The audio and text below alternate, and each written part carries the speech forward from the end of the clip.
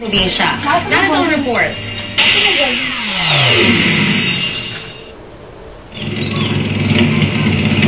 Ang paraisong ito, ilang oras lang ang layo mula sa Maynila. Ito ang Palaypalay, Mataas na Bulod National Park sa bayan ng Ternate, ang huling primary forest sa Cavite.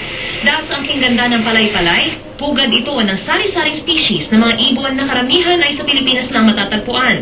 Kaya para sa isang grupo ng bird watchers, ang Wild Bird Club of the Philippines, pangalawang tahanan na ang Palaypalay. Fulfilling siya na nakikita ka ng ibon, you appreciate nature. Tapos, meron pa pang may konting exercise factor pa.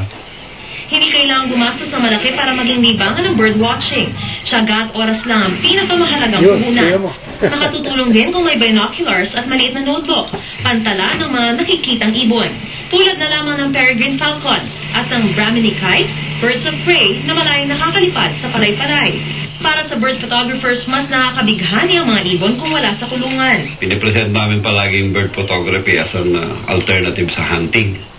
Kasi halos pareho ang galaw dyan, pero pagdating sa bird photography, you preserve the wildlife there.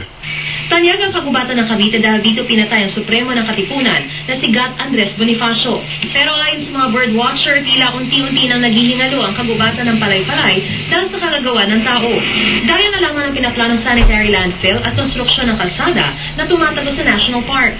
Nag-start yung road construction along the entrance of the road.